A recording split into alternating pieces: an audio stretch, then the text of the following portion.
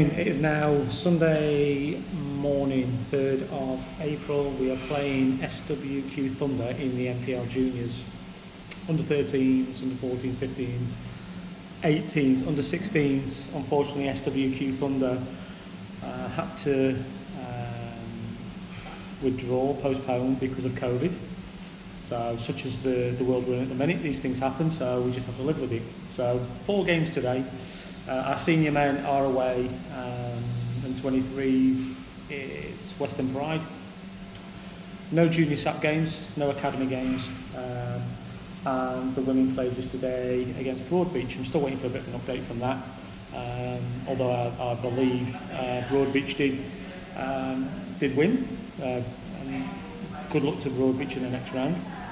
And then I spent a little bit of time actually with the junior girls yesterday morning, actually the under 13s up at Perigian Beach, so they're using our complex up there as their home ground, as are the under 15s, which is great because that's where we're heading anyway. So it's good to have the girls, the Flames up there anyway. Good.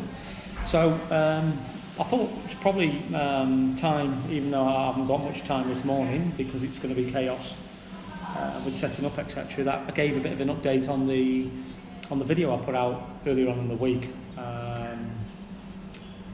Lots of questions from parents, lots of questions externally, as you can imagine. So it was unsettling and unnerving. It wasn't meant to be like that at all, actually. I just wanted to give an idea of the challenges we still encounter. So going a little bit further on than that, when you've got people who send you, organisations send you threatening lawyers' letters because they say you're inferring different things. That's obviously the way they operate. So it's fine. We're owned by lawyers. It's not a problem. So I just flick it on to the powers that be, and they deal with it. But I'm trying to develop the game here, and because I'm trying to develop the game, unfortunately, you have to challenge people and challenge systems. That's not to say that it's not right. It's like a means test.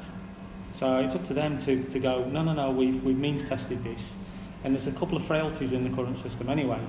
So I wouldn't challenge things. I would never challenge things or challenge people if I believed I wasn't right. Because what I do is before I challenge people, I ask other people's opinion, senior people who've done a lot in the game, and go, what do you think of this? What do you think of this circumstance? So when I do challenge people, I have in the back of my mind people who have done a lot more than I've done in the game, and a lot more than the people who are setting these ridiculous rules and regulations up. I've asked their vast opinion. So, and I've asked how would they approach it, how would they ask the question. So it's not just me going off on a tangent. And you know what? I'm not after friends in football. I could not give a toss. So it's less Christmas cards I have to send at Christmas. I'm actually quite a real nice, placid person. But when it comes to football and kids, especially our kids in this football club, I'll fight tooth and nail for them and back into the hill. So when people start messing around with what we're trying to do in our progress, that's where I'm not a great person to deal with. Anyway, back to the video I put out earlier on in the week. Obviously there was a media announcement on Friday night which came out from the football club. Apologies, I am sweating, it's a bit of a warm day and I've just been setting up the fields for the games. From that media announcement, it's now evident where the club are heading. It's the next phase of our strategic plan, which is a 10-year plan, which we put in place very early on. Didn't share it with anybody. Senior management have had it, and the club owners have had it, and the managing director's got it. And we sit down regularly and benchmark where we're at, up to with the senior plan, with the strategic plan. Now I've been here for 8 years at the football club. That's quite a long time in football. So you get to a stage where you go, right, I'm at the ceiling now, because with me challenging things and challenging people, they take it personally. So it becomes personal. But what that does is it affects your program. Subconsciously, they do it. So people in ivory towers suffer from what they call confirmation bias. And because I won't confirm with them or agree with them, and their people will agree with them because it's their job, they want to stay in the job. When people don't want to conform to their confirmation bias, that's where we encounter problems. So it's now the time where I don't move from the football club, I actually move away from the football club and I go up. I actually go as the new and first inaugural sporting director. So it's the first one we've had, and I'm delighted to be offered the position. But such is the growth of the organisation in the club, this had to happen and was always going to happen. So it's still combined with education. Education is at the forefront of everything we do, because let's face it, a lot of these players won't make it as professional footballers. We have to be realistic, and people have to stop lying to kids, by the way, and taking money off parents, and bring truth to the table and go, this is where your kids are, this is where your kid's going. I believe there is always a lot of twists and turns, but education is what puts the bread on the table at 30 years of age when the player, or 35 years of age when the player can't run around the field. And even if they have made it as a professional footballer, education still continues to put the bread on the table. The bread being the money, by the way.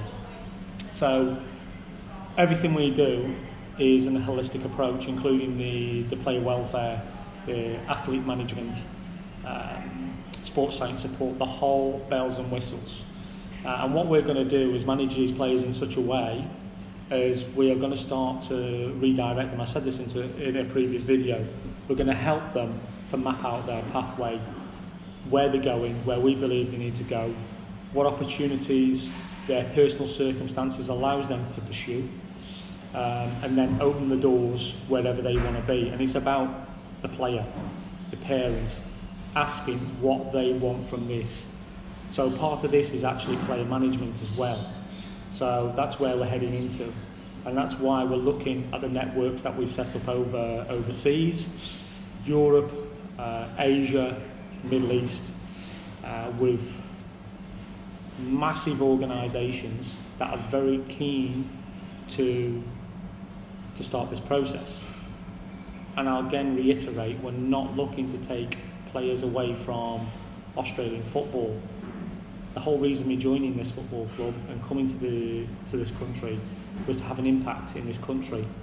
Unfortunately, people who come and go frequently, they seem to have their own agenda for their own personal ego. So I'm not interested in that. Couldn't give a monkeys about all that sort of paper.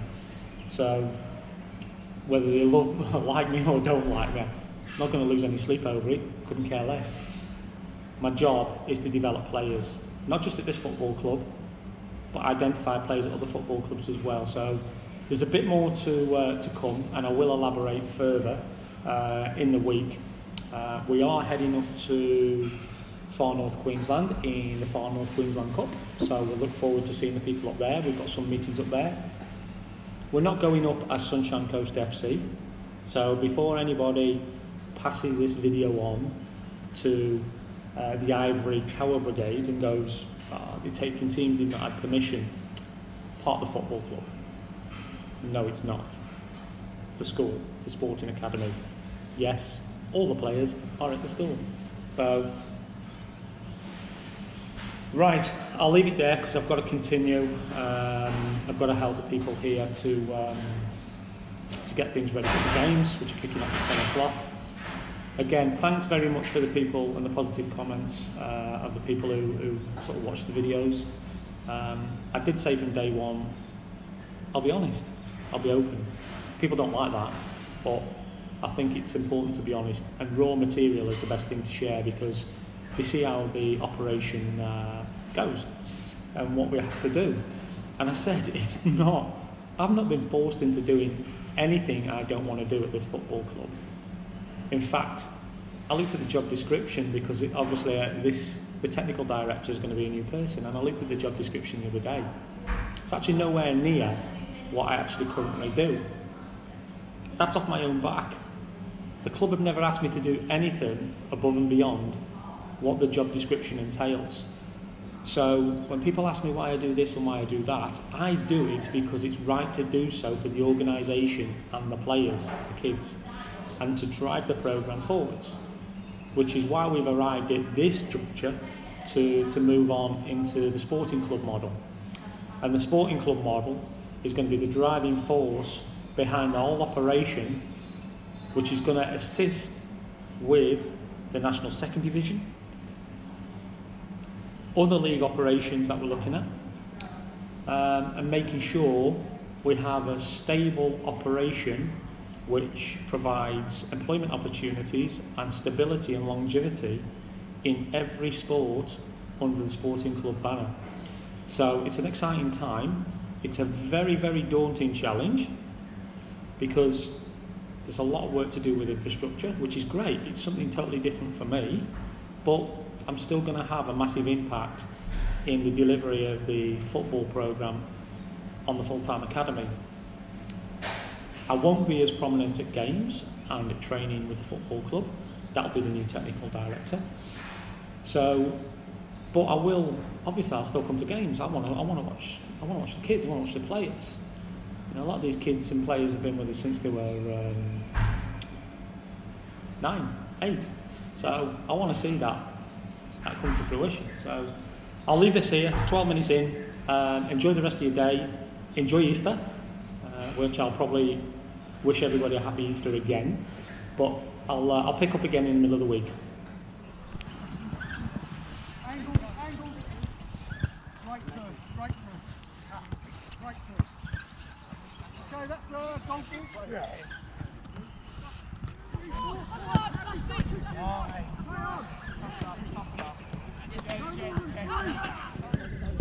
Oh yeah, Felix.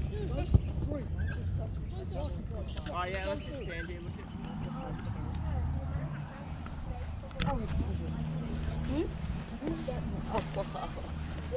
Alright, you just made me laugh.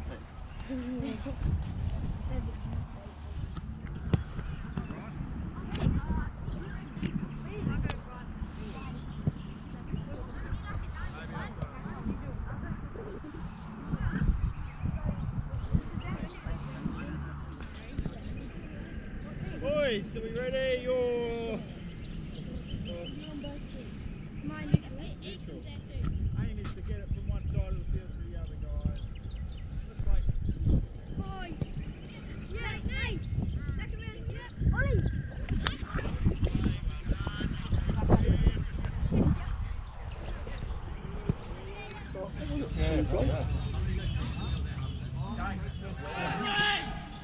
tucks in behind where he is right now. There it is.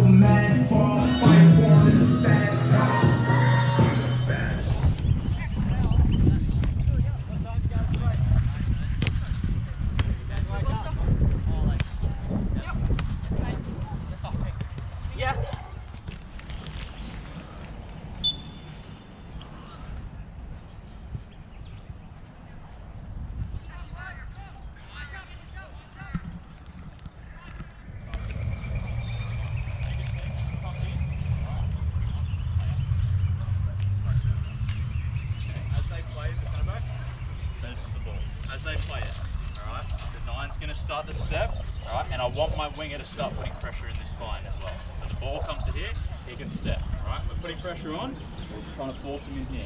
Now, the winger allows them to play the pass, but they're in a position where if it gets played, you're meeting the ball there, okay? You've got to cut the ball off to their winger as well. So our winger slides as the ball gets played, cutting off the pass,